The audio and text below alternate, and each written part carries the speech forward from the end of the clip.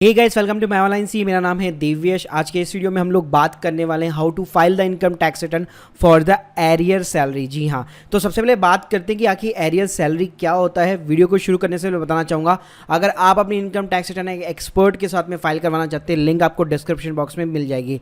तो चलिए guys, video को करते हैं शुरू। तो गाइस, सबसे पहले बात करते हैं कि आखिर एरियर होता क्या है। तो देखिए, एरियर के अंदर एक तो सैलरी एरियर होता है, एक एडवांस होता है और arrear of the family pension भी होता है। मैं आपको एक एग्जाम्पल देता हूँ। फॉर एन एग्जाम्पल, अभी करंट फाइनेंशियल चल रहा है अपना 20-21, पिछले वाला जो था वो था 19-20। तो होता क्या है, मान लीजिए फॉर एन एग्जांपल, अगर 19-20 में मान लीजिए आपको सैलरी रिसीव नहीं हुई है। अब वो जो सैलरी आपको जो रिसीव होनी थी वो आपको मिली है 20-21 के अंदर।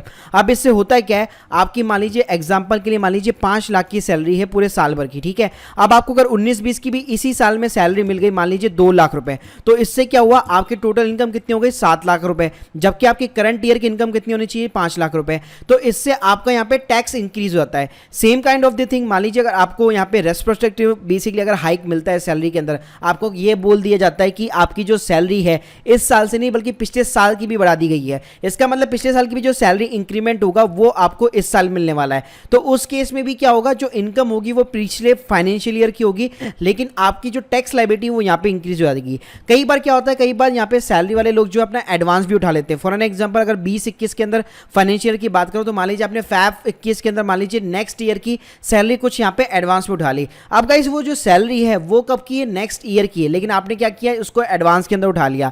तो यहाँ पे भी आपकी जो टैक्स लायबिलिटी है यहाँ पे इंक्रीज हो जाती है। तो गाइस, इसी केस के अंदर क्या होता है, जो टैक्स लायबिलिटी को कम करने के लिए, क्योंकि वो इनकम क्या है पिछले साल की है या आने वाले साल की है, तो उस टैक्स लायबिलिटी को कम करने के लिए यहाँ पे आपको एक रिलीफ मिलता है जिसको अंडर सेक्शन 89 कहा जाता है।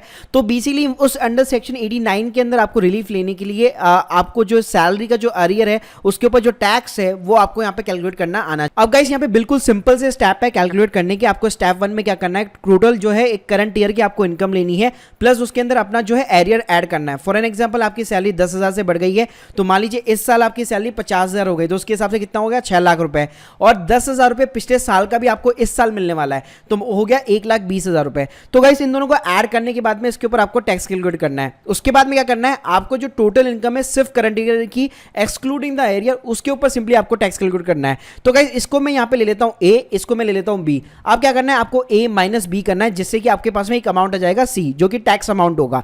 उसके बाद में स्टेप 2 में क्या करना है, आपको टोटल इनकम लेनी है पिछले साल की, ठीक है। तो पिछले साल आपकी सैलरी कितनी थी, सिर्फ 40,000 रुपए, तो उसको मैंने 12 से मल्टीप्लाई किया तो कितना हो गया 4,80,000 रुपए, प्लस आपको इसमें ऐड करना पड़ेगा एरियर। एरियर कितने का है, 10,000 रुपए का, तो 1,20,000 हो गया।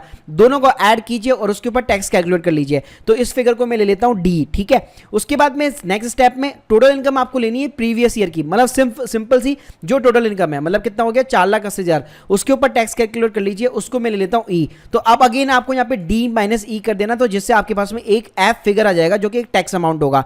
अब गाइस, आपको जो रिलीफ मिलेगा वो मिलेगा सी माइनस एफ। सी माइनस एफ करते जितना आपका अमाउंट आ रहा है उतना ही यहाँ पे आपको रिलीफ मिलेगा। अब मैं बताऊंगा कि आपको ये जो रिलीफ अमाउंट है वो आपको इंसर्ट क्या करना पड़ता है। तो गाइस, जैसे आप अपने पोर्टल के अंदर लॉग इन करते हैं और आप जब लास्ट वाले स्टेप के अंदर होते हैं जिसमें वेरीफाई योर टैक्स लायबिलिटी जो है बेसिकली सेक्शन आता है, तो यहाँ पे आप देख सकते हैं रिलीफ अंडर सेक्शन 89 के अंदर। तो गाइस, यहाँ पे आपको जो इस कैलकुलेशन के बाद में रिलीफ सी माइनस एफ करने पे जितना भी आपको अमाउंट यहाँ पे टैक्स जो बेसिकली यहाँ पे शो हो रहा है वो अमाउंट यहाँ पे आपको डालना पड़ेगा। तो फॉर एन एग्जांपल, जैसे अगर मान लीजिए मैं 15,000 डालता हूँ तो होगा क्या, ऑटोमेटिकली 72,000 में से 15,000 की टैक्स लायबिलिटी यहाँ पे माइनस हो जाएगी।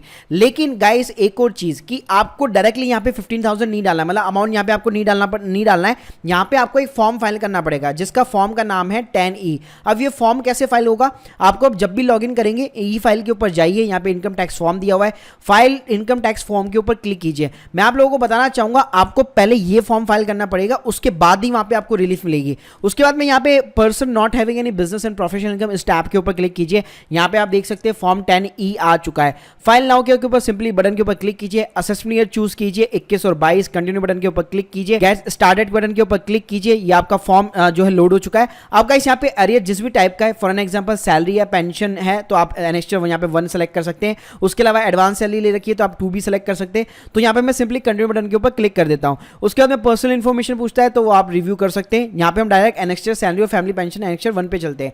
अब गाइस, यहाँ पे पूछता है टोटल इनकम, तो वही हमने जो स्टेप अभी कैलकुलेट किए थे वही स्टेप आपको सारे के सारे यहाँ पे फिगर्स डाल रहे हैं बेसिकली। तो जो टोटल इनकम है, जैसे मैंने बताया था आपको, आपकी मान लीजिए सैलरी बढ़ चुकी है, तो मान लीजिए 5 लाख रुपए यहाँ पे आपकी सैलरी 6 लाख रुपए आपकी सैलरी हो चुकी है, तो टोटल इनकम आपको यहाँ पे डालनी पड़ेगी 6 लाख रुपए, ठीक है। उसके बाद में सैलरी और रिसीव एरियर कितना था, जो 10,000 मल्टीप्लाई 12 किया था हमने, 1,20,000। अब गाइस इस बॉक्स के अंदर ना अमाउंट डलेगा नहीं, आपको जाना पड़ेगा थोड़ा सा नीचे, यहाँ पे टेबल ए दिया हुआ है। तो गाइस मान लीजिए मैंने तो अभी सिर्फ 1 साल का लिया है, अगर आपके बहुत सारे सालों का एरियर है तो आप क्या कर सकते हैं, यहाँ पे प्रीवियस ईयर सिंपल सा चूज करते जाइए, टोटल इनकम यहाँ पे लिखते जाइए, सबके आगे है ना सब कुछ लिखा हुआ है, यहाँ पे टोटल इनकम लिखिए of the relevant previous year, फिर उस साल में आपको कितना एरियर मिलने वाला था वो लिखिए और उसके बाद में ऐड बटन पे क्लिक कीजिए।